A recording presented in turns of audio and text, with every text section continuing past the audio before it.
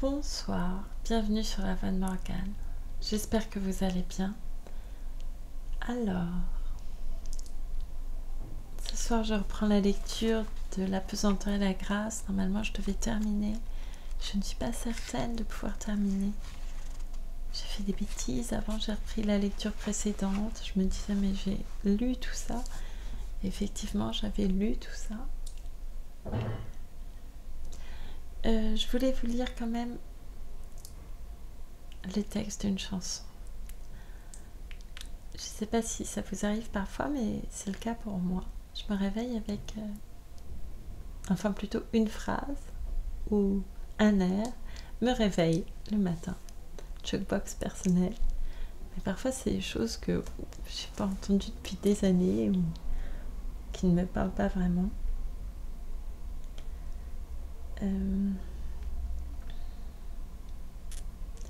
Et donc, il y a quelques jours, je me réveille avec cette phrase. Ils sont plus de 2000 et je ne vois que 2. Et je sais, grâce en partie à ma mère, que c'est Jacques Brel. Et donc, je me rappelais pas exactement toutes les paroles, mais j'en arrive à la vie ne fait pas de cadeaux. Je me dis mais qu'est-ce que c'est que cette chanson pour me réveiller ce matin? Je n'ai pas envie d'entendre ça. Et pourtant, il faut bien admettre que c'est la vérité. La vie ne fait pas de cadeaux, mais la vie est un cadeau. Pardon.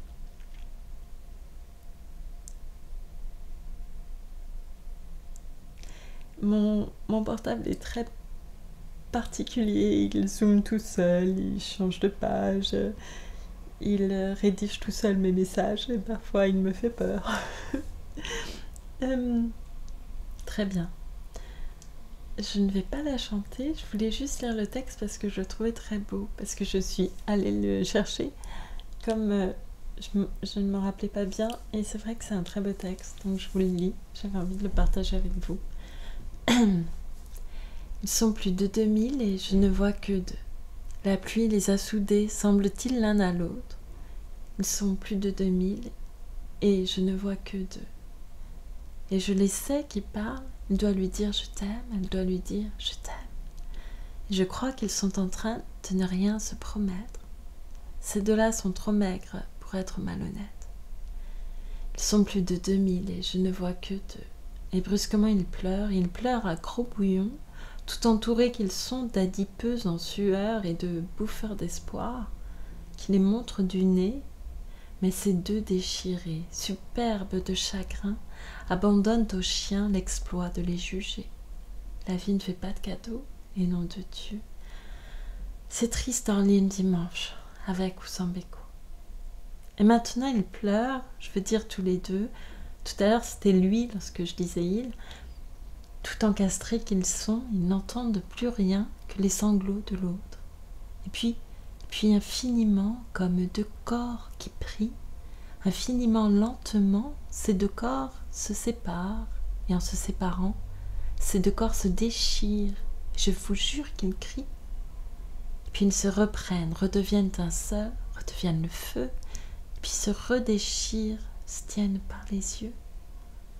Et puis en reculant comme la mer se retire, ils consomment l'adieu, ils bavent quelques mots, agitent une vague main, et brusquement ils fuient sans se retourner, et puis ils disparaissent bouffés par l'escalier. La vie ne fait pas de cadeaux, et nom de Dieu, c'est triste hors l'île dimanche, avec ou sans béco. Puis il disparaît, bouffé par l'escalier, et elle reste là, cœur en croix, bouche ouverte, sans un cri, sans un mot, elle connaît sa mort. Elle vient de la croiser. Voilà qu'elle se retourne et se retourne encore. Ses bras vont jusqu'à terre. Ça y est, elle a 1000 ans. La porte est refermée. La voilà sans lumière. Elle tourne sur elle-même et déjà elle sait qu'elle tournera toujours. Elle a perdu des hommes. Et là, elle perd l'amour. L'amour le lui a dit. Revoilà l'inutile, elle vivra de projets qui ne feront qu'attendre. La revoilà fragile. Avant que d'être à vendre, je suis là. Je la suis. Je n'ose rien pour elle. Que la foule grignote comme un quelconque fruit. Jacques Romain Brel, texte magnifique.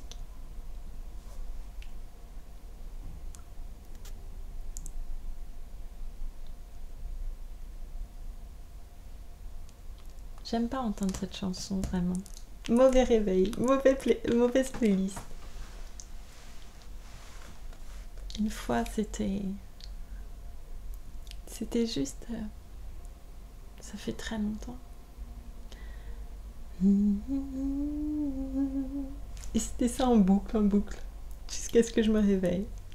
Matin difficile. Et toute la journée, je cherche. Vous allez vous dire, c'est une fan de Mariah Carey. Et pourtant, pas tellement. Non, pas. Et je dis ça si vous avez regardé d'autres vidéos où j'en parlais. Et d'un coup, le déclic, ça me vient. There's a hero if you're looking inside your heart. You don't have to be afraid of what you are. C'est tout. Voilà. Ce dont je me rappelle. La sensation de satisfaction quand on cherche quelque chose pendant des heures et que le déclic se fait, non? Moi je connais ça en tout cas, comme vous devez l'avoir remarqué. Voilà, c'était pour être plus légère après cette chanson qui est belle mais quand même assez... voilà. Allez, c'est parti. La pesanteur et la grâce, Simone Veil. Algèbre. Argent, machinisme, algèbre. Les trois monstres de la civilisation actuelle. Analogie complète. L'algèbre et l'argent sont essentiellement niveleurs. La première intellectuellement, l'autre effectivement. La vie des paysans provençaux a cessé de ressembler à celle des paysans grecs décrits par Hésiode depuis 50 ans environ. Destruction de la science telle que la concevaient les Grecs vers la même époque. L'argent et l'algèbre ont triomphé simultanément. Le rapport de signe à signifier périt. Le jeu des échanges entre signes se multiplie par lui-même et pour lui-même. Et la complication croissante exige des signes de signes. Parmi les caractéristiques du monde moderne, ne pas oublier l'impossibilité de penser concrètement le rapport entre l'effort et le résultat de l'effort. Trop d'intermédiaires. Comme dans les autres cas, ce rapport qui ne gît dans aucune pensée gît dans une chose, l'argent. Comme la pensée collective ne peut exister comme pensée, elle passe dans les choses, signes, machines, d'où ce paradoxe. C'est la chose qui pense et l'homme qui est réduit à l'état de choses. C'est vrai que on pourrait se dire que le progrès technique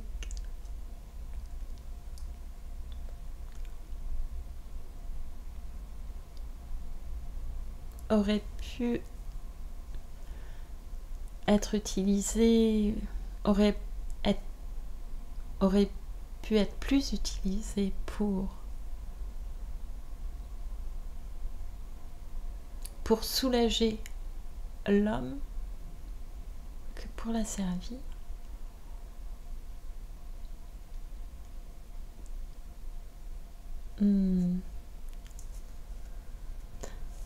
Vous voyez, ou pour le remplacer tout simplement.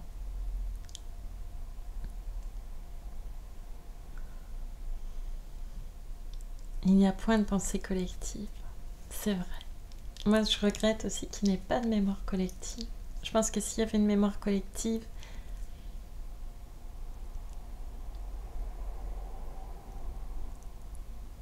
on pourrait tirer des leçons qui Alors que si on observe l'histoire, on voit que 2-3 générations, parfois même moins, en fait, non, on ne tire jamais aucune leçon de rien. On laisse tout se faire partout.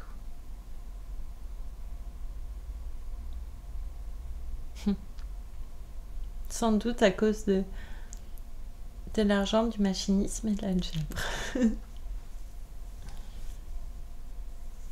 Pardon, c'est pas moi qui pense, ni réfléchis du tout. C'est Simone Veil. Donc il n'y a point de pensée collective. En revanche, notre science est collective comme notre technique, spécialisation. On hérite non seulement de résultats, mais encore de méthodes qu'on ne comprend pas. Au reste, les deux sont inséparables, car les résultats de l'algèbre fournissent des méthodes aux autres sciences. Faire l'inventaire ou la critique de notre civilisation, qu'est-ce à dire ? Chercher à tirer au clair d'une manière précise le piège qui a fait de l'homme l'esclave de ses propres créations. Par où s'est infiltrée l'inconscience dans la pensée et l'action méthodique. L'évasion dans la vie sauvage est une solution paresseuse. Il faut retrouver le pacte originel entre l'esprit et le monde dans la civilisation même où nous vivons. C'est une tâche au reste impossible à accomplir à cause de la brièveté de la vie et de l'impossibilité de la collaboration et de la succession. Ce n'est pas une raison pour ne pas l'entreprendre. Nous sommes tous dans une situation analogue à celle de Socrate quand il attendait la mort dans sa prison et qu'il apprenait à jouer de la lyre. Du moins, on aura vécu. L'esprit succombant sous le poids de la quantité n'a plus d'autre critérium que l'efficacité. La vie moderne est livrée à la démesure. La démesure envahit tout, action et pensée, vie publique et privée. De là, la décadence de l'art. Il n'y a plus d'équilibre nulle part. Le mouvement catholique est partiellement en réaction là contre. Les cérémonies, catholiques du moins, sont restées intactes. Mais aussi sont-elles sans rapport avec le reste de l'existence. Le capitalisme a réalisé l'affranchissement de la collectivité humaine par rapport à la nature. Mais cette collectivité a pris par rapport à l'individu la succession de la fonction oppressive exercée auparavant par la nature. Cela est vrai même matériellement. Le feu, l'eau, etc. Toutes ces forces de la nature, la collectivité s'en est emparée. Question, peut-on transférer à l'individu cet affranchissement conquis par la société ? Et je crois que là, c'est parce qu'elle n'a pas vu, hélas, l'évolution jusqu'à aujourd'hui. Non, le capitalisme a cru s'affranchir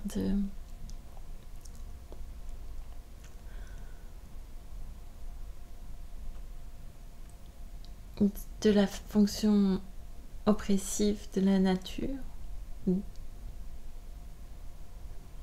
Mais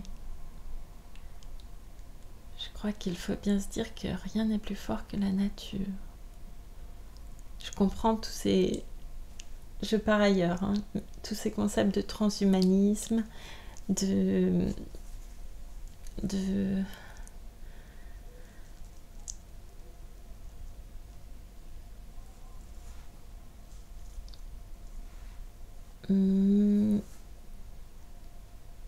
mais ce ne sera plus...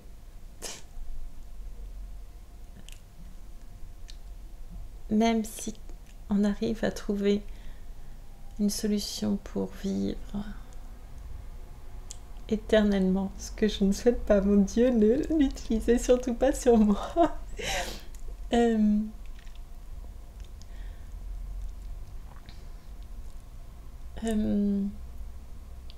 Ce ne sera plus l'humanité, alors ce sera autre chose. Ça aura changé.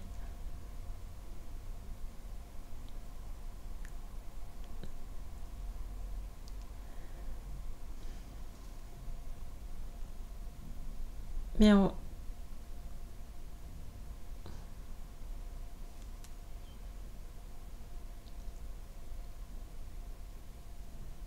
la nature gagne sur le capitalisme, qui est d'ailleurs un système impossible, mais tout le monde le sait, tout le monde l'a compris. Un système dont le principe est la croissance infinie, puisque c'est ça, vraiment. J'aime pas les termes de libéralisme ou néolibéralisme, c'est pour ça que je dis capitalisme.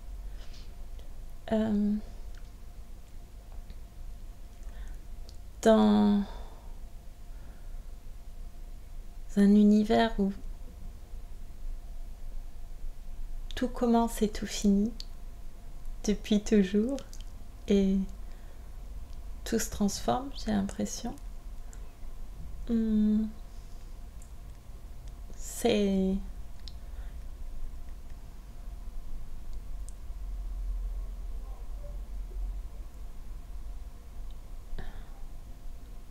incompatible, tout simplement. Et un peu fou.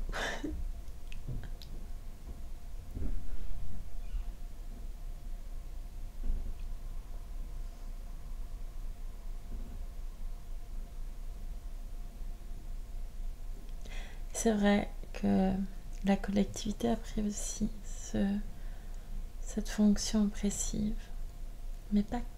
On pourrait être encore plus précis que ça. Je parlais un jour de risque et sécurité. Et il y a quelque chose de cet ordre, mais j'ai pas envie. Non. La lettre sociale. L'homme est esclave pour autant qu'entre l'action et son effet, entre l'effort et l'œuvre, se trouve placée l'intervention de volonté étrangère. C'est le cas et pour l'esclave et pour le maître aujourd'hui. Jamais l'homme n'est en face des conditions de sa propre activité. La société fait écran entre la nature et l'homme. Être en face de la nature et non des hommes, c'est la seule discipline. Dépendre d'une volonté étrangère, c'est être esclave. Or, c'est le sort de tous les hommes. L'esclave dépend du maître et le maître de l'esclave. Situation qui rend ou suppliant ou tyrannique ou les deux à la fois. Omnia serviliter pro dominatione.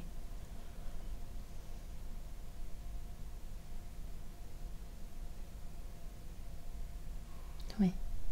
Au contraire, en face de la nature inerte, on n'a d'autres ressources que de penser. La notion d'oppression est en somme une stupidité. Il n'y a qu'à lire l'Iliade. Et à plus forte raison, la notion de classe oppressive. On peut seulement parler d'une structure oppressive de la société. Différence entre l'esclave et le citoyen. Montesquieu, Rousseau. L'esclave est soumis à son maître et le citoyen aux lois. Par ailleurs, le maître peut être très doux et les lois très dures. Cela ne change rien. Tout gît dans la distance entre le caprice et la règle. Pourquoi la subordination au caprice est-elle esclavage ? La cause dernière en réside dans le rapport entre l'âme et le temps. Celui qui est soumis à l'arbitraire est suspendu au fil du temps. Il attend la situation la plus humiliante, ce qu'apportera l'instant suivant. Il ne dispose pas de ces instants. Le présent n'est pas plus pour lui un levier pesant sur l'avenir. Se trouver en face des choses libère l'esprit. Se trouver en face des hommes avilit, si l'on dépend d'eux, et cela soit que cette dépendance ait la forme de la soumission, soit qu'elle ait la forme du commandement. Pourquoi ces hommes entre la nature et moi ? Ne jamais avoir à compter avec une pensée inconnue, car on est alors livré au hasard. Remède, en dehors des liens fraternels, traiter les hommes comme un spectacle et ne jamais chercher l'amitié. Vivre au milieu des hommes comme dans ce wagon de Saint-Étienne au puits. Surtout ne jamais se permettre de rêver l'amitié. Tout se paie. Ne t'attends qu'à toi-même.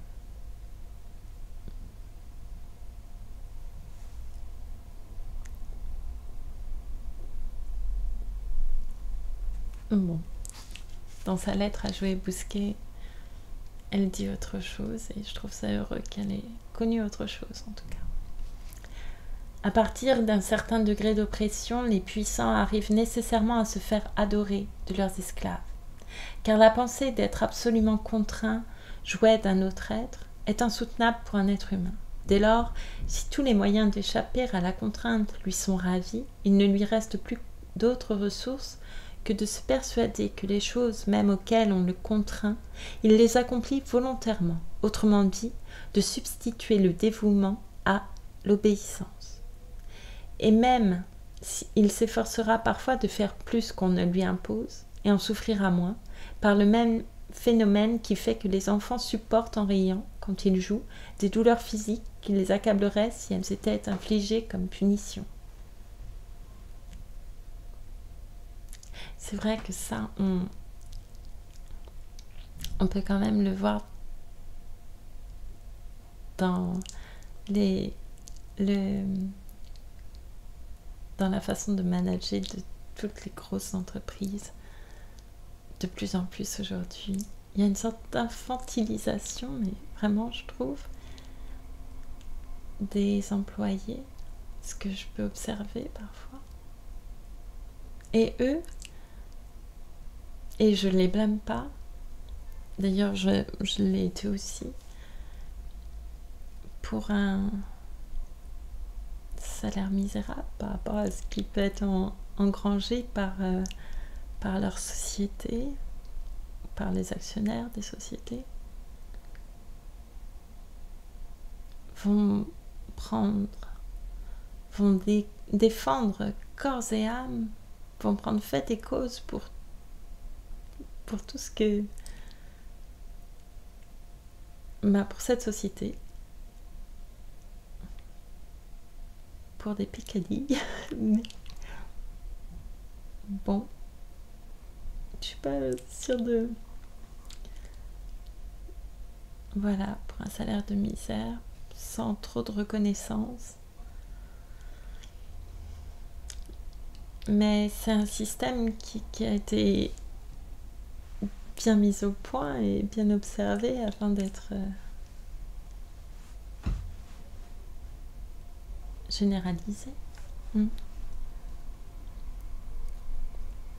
J'en étais où? Pardon, j'interviens trop, j'arrête mes interventions. C'est dit.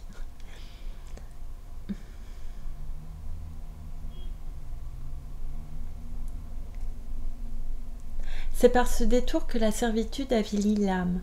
En effet, ce dévouement repose sur un mensonge puisque ces raisons ne supportent pas l'examen. À cet égard, le principe catholique de l'obéissance doit être considéré comme libérateur, au lieu que le protestantisme repose sur l'idée de sacrifice et de dévouement. Le seul salut consiste à remplacer l'idée insupportable de la contrainte, non plus par l'illusion du dévouement, mais par la notion de la nécessité. Au contraire, la révolte, si elle ne passe pas immédiatement dans des actes précis et efficaces, se change toujours en son contraire, à cause de l'humiliation produite par le sentiment d'impuissance radicale qui en résulte. Autrement dit, le principal appui de l'oppresseur réside précisément dans la révolte impuissante de l'opprimé. On pourrait faire dans ce sens le roman d'un conscrit de Napoléon, et le mensonge du dévouement trompe aussi le maître. Oui, on pourrait parler aussi des manifestations de manière générale.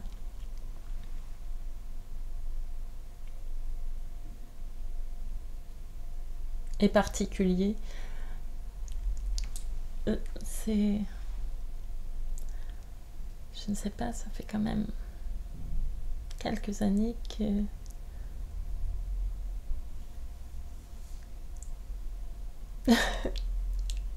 même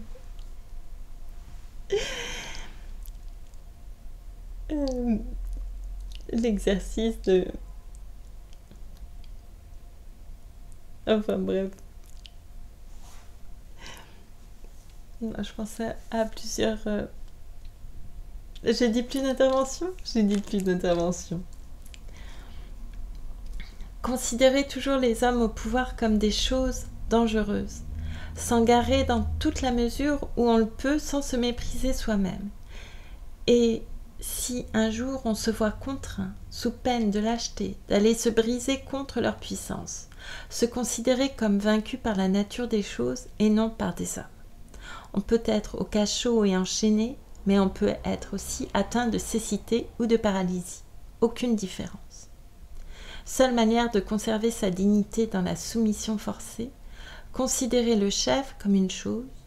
Tout homme est esclave de la nécessité, mais l'esclave conscient est bien supérieur. C'est vrai. Problème social. Restreindre au minimum la part du surnaturel indispensable pour rendre la vie sociale respirable. Tout ce qui tend à la croître est mauvais. C'est tenter Dieu. Il faut éliminer le malheur autant qu'on le peut de la vie sociale, car le malheur ne sert qu'à la grâce et la société n'est pas une société d'élus. Il y aura toujours assez de malheur pour les élus. Là, je pensais, mais ça, j'ai pas le droit d'oublier des noms comme ça. Je l'avais tout de suite dans les lectures et puis il est passé. Ah, c'est pas possible.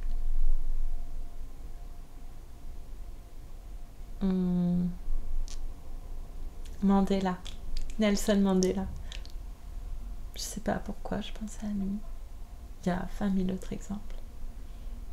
Par exemple, des gens qui vont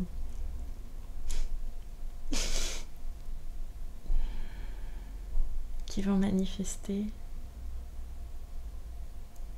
contre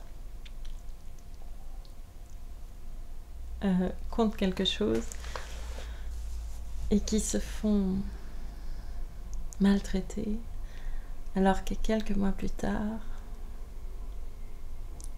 une cour d'appel administrative peut reconnaître qu'en l'état, effectivement, cette installation est illégale. Ça pose quand même des questions sur la répression des manifestations. Mais j'ai pas entendu trop de commentaires dans les médias ou dans toutes les sources d'informations possibles. Le gros animal.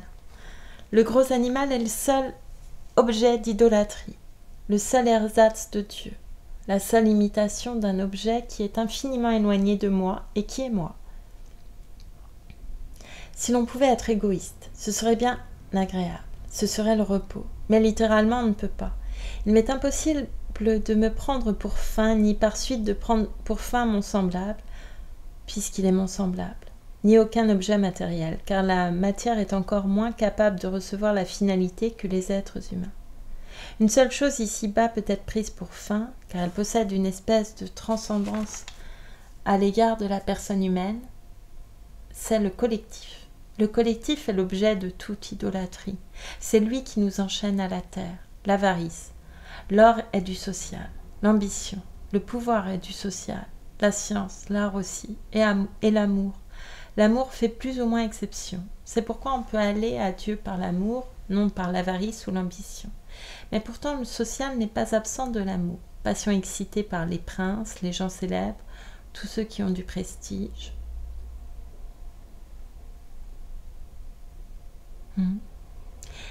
Il y a deux biens, de même dénomination, mais radicalement autres, celui qui est le contraire du mal et celui qui est l'absolu. L'absolu n'a pas de contraire, le relatif n'est pas le contraire de l'absolu. Il en dérive par un rapport non commutatif. Ce que nous voulons, c'est le bien absolu. Ce que nous pouvons atteindre, c'est le bien corrélatif du mal.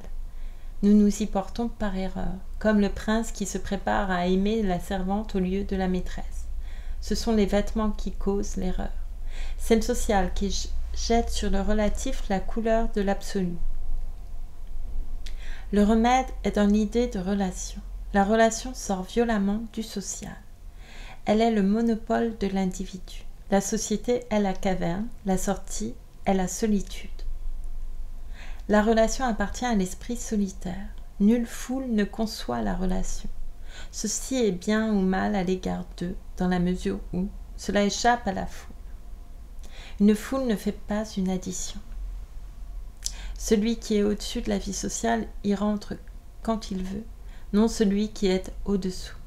De même pour tout, relation non commutative entre le meilleur et le moins bon. Oui.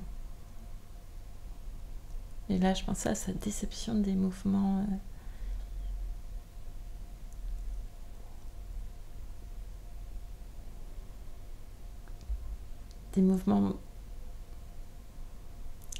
pardon, prolétariens, ouais, qui vont, mais ça s'est vu partout, même que vous voyez en Grèce ou en Espagne, ou de tout temps, c'est vrai, l'action d'un grand groupe sans tête, mais un petit groupe en tête, avec un petit groupe en tête, ne fonctionne pas longtemps. Après avoir, par exemple, on peut prendre l'exemple de la Révolution, mais la question de la Révolution, c'est un peu différent parce qu'on peut se dire, je parle de la Révolution française, déjà est-ce qu'on prend la Révolution au sens étymologique du terme? Dans ce cas-là, on pourrait se dire qu'elle a été à peu près accomplie si on prend la Révolution au sens de ce qu'elle était censée accomplir. On peut se dire que quelque part elle a échoué, mais je pense que ça a été suffisamment développé. Voilà, je vais m'arrêter après ce chapitre. Est-ce que je suis allée jusqu'au bout de mon idée? Je ne sais plus où elle a commencé. Et j'ai dit que j'intervenais plus en plus. Le végétatif et le social sont les deux domaines où le bien n'entre pas. Le Christ a racheté le végétatif, non le social. Il n'a pas prié pour le monde. Le social est irréductiblement le domaine du prince de ce monde. On a d'autres devoirs à l'égard du social que de tenter de limiter le mal. Richelieu, le salut des États n'est que dans ce monde. Une société à prétention divine comme l'Église est peut-être plus dangereuse par l'ersatz de bien qu'elle contient que par le mal qui la souille. Une étiquette divine sur du social, mélange enivrant qui enferme toute licence, diable déguisé. La conscience est abusée par le social. L'énergie supplémentaire, imaginative, est en grande partie suspendue au social. Il faut l'en détacher. C'est le détachement le plus difficile. La méditation sur le mécanisme social est à cet égard une purification de première importance. Contempler le social est une voie aussi bonne que se retirer du monde. C'est pourquoi je n'ai pas eu tort de côtoyer si longtemps la politique. Il n'y a que par l'entrée dans le transcendant, le surnaturel, le spirituel authentique, que l'homme devient supérieur au social. Jusque-là, en fait et quoi qu'il fasse, le social est transcendant par rapport à l'homme.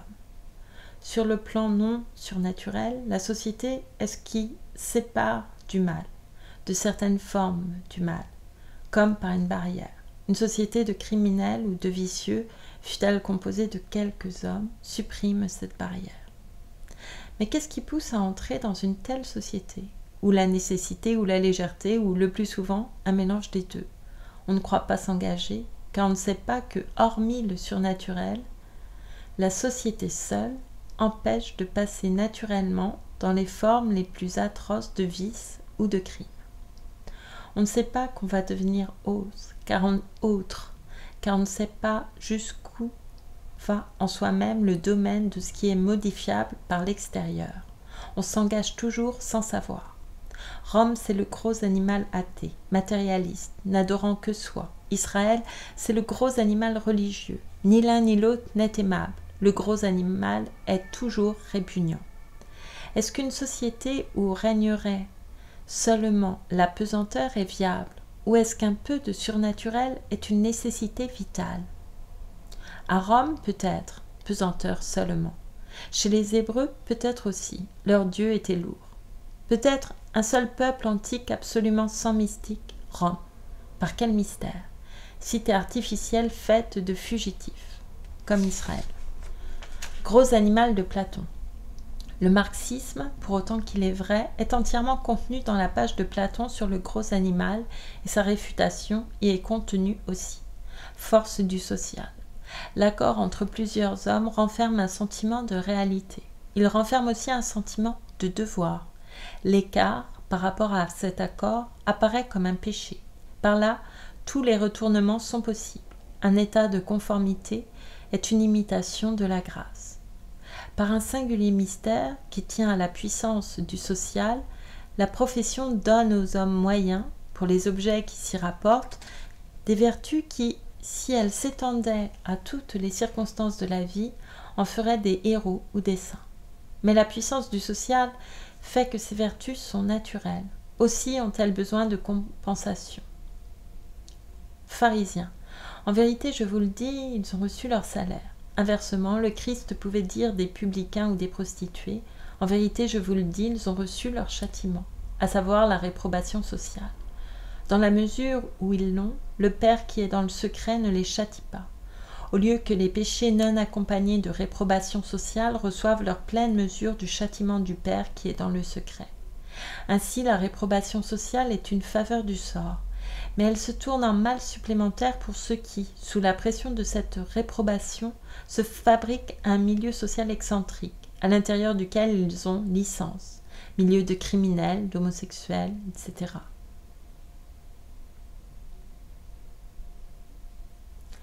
Le service du faux Dieu.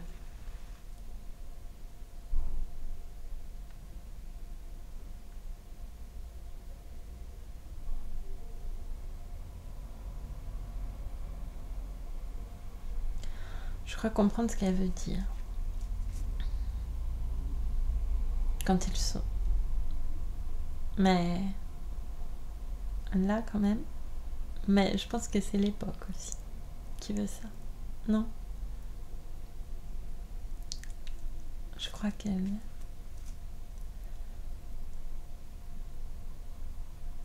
C'est peut-être sa fille qui parle aussi. Le service du faux Dieu, de la bête sociale sous quelque incarnation que ce soit, purifie le mal en éliminant l'horreur. À qui le sert, rien ne paraît mal, sauf les défaillances dans le service. Mais le service du vrai Dieu laisse subsister et même rend plus intense l'horreur du mal. Ce mal dont on a horreur, en même temps on l'aime comme émanant de la volonté de Dieu. Ceux qui aujourd'hui croient que l'un des adversaires est du côté du bien, croient aussi qu'il aura la victoire. Regarder un bien, aimé comme tel, comme condamné par le cours prochain des événements, est une douleur intolérable. L'idée que ce qui n'existe plus du tout puisse être un bien est pénible et on l'écarte. C'est la soumission au gros animal. La force de l'âme des communistes vient de ce qu'ils se portent non seulement vers ce qu'ils croient être le bien, mais vers ce qu'ils croient qui va inéluctablement et prochainement se produire. Ainsi ils peuvent, sans être des saints, il s'en faut de beaucoup, supporter des dangers et des souffrances que seul un saint supporterait pour la justice toute seule. À certains égards, l'état d'esprit des communistes est très analogue à celui des premiers chrétiens. Cette propagande eschatologique explique très bien les persécutions de la première période. Celui à qui peu est remis aime peu. Il s'agit de celui chez qui la vertu sociale tient une grande place.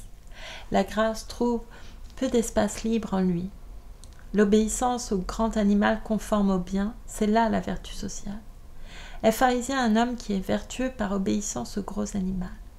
La charité peut et doit aimer dans tous les pays tout ce qui est condition du développement spirituel des individus, c'est-à-dire d'une part l'ordre social, même s'il est mauvais, comme étant moins mauvais que le désordre d'autre part, le langage, les cérémonies, les coutumes, tout ce qui participe au beau, toute la poésie qui enveloppe la vie d'un pays.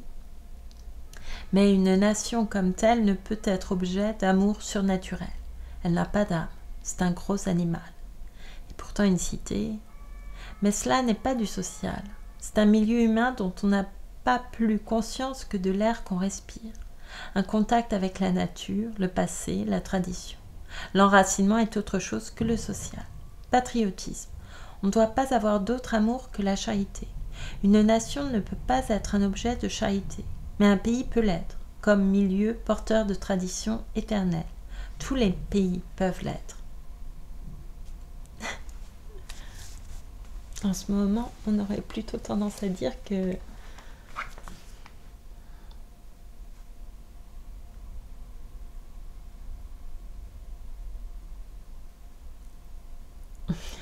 qu'ils ne le sont pas. Ah si, il y a une personne aussi dont... Je sais pas pourquoi, parce que c'était la même époque. Mais un contexte totalement différent. Deux vies totalement différentes. Et une personne pour qui j'ai beaucoup d'admiration aussi. Qui fait l'unanimité, je pense. Jean Moulin. Et pourquoi j'ai une telle admiration pour lui? Pour la résistance, évidemment, les faits de résistance, mais c'est pour ce basculement. Vous voyez ce basculement là, de quel côté je vais me placer.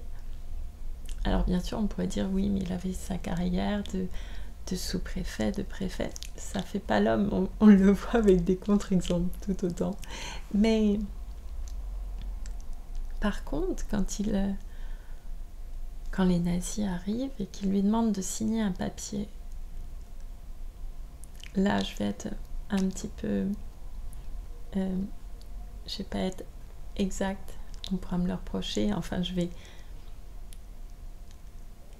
Un papier pour reconnaître que des tirailleurs sénégalais ont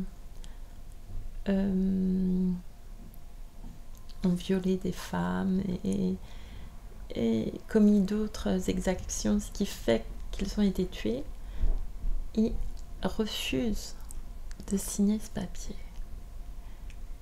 Et il maintient sa position.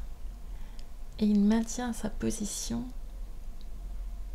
encore plus quand on lui montre des corps et qu'il voit que ces tirailleurs sénégalais ont été torturés, ce qui fait que lui-même subit la torture.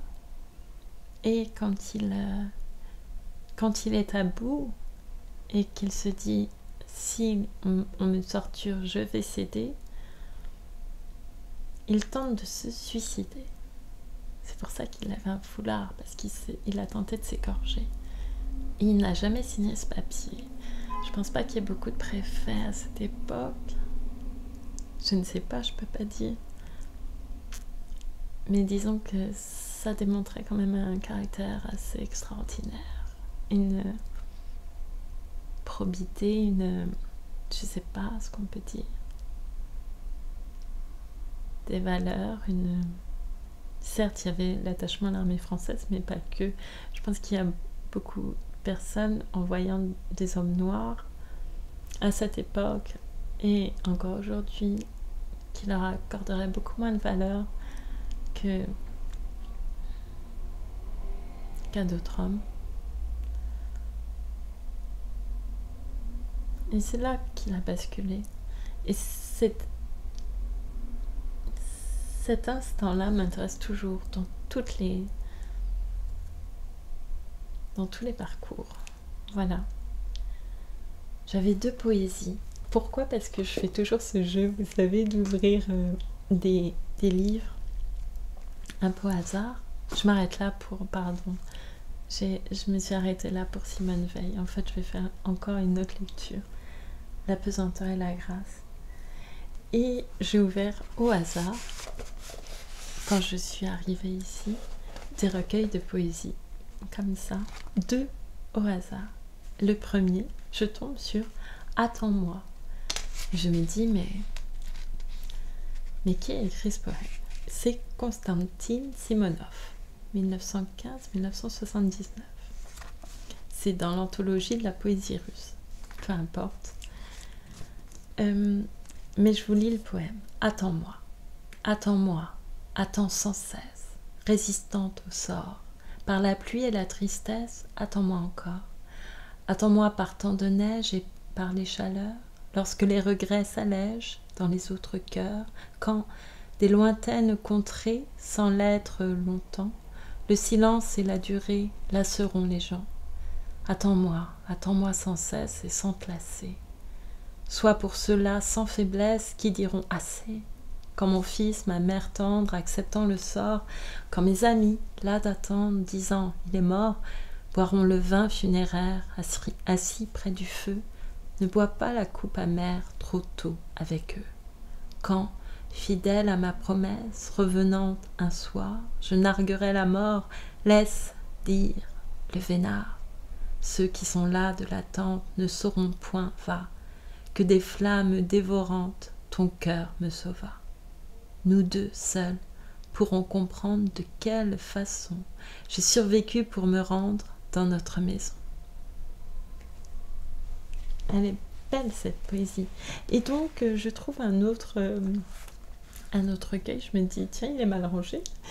Et j'ouvre Marceline Desbordes-Valmore et je tombe sur L'attente. L'attente. Quand je ne te vois pas, le temps m'accable et l'heure a je ne sais quel poids impossible à porter. Je sens languir mon cœur qui cherche à me quitter, et ma tête se penche et je souffre et je pleure. Quand ta voix saisissante atteint mon souvenir, je tressaille, j'écoute, et j'espère immobile. Et l'on dirait que Dieu touche un roseau débile, et moi, tout moi répond, Dieu, faites-le venir. Quand sur les traits charmants j'arrête ma pensée, tous mes traits sont empreints de crainte et de bonheur. J'ai froid dans mes cheveux.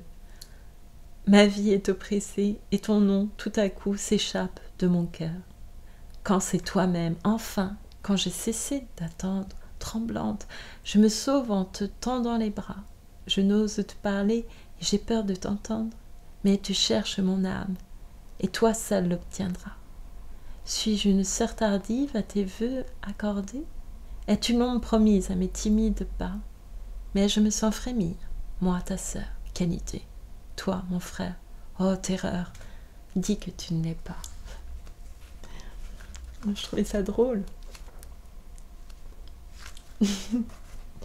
Alors je sais pas qui je dois attendre ou qui m'attend.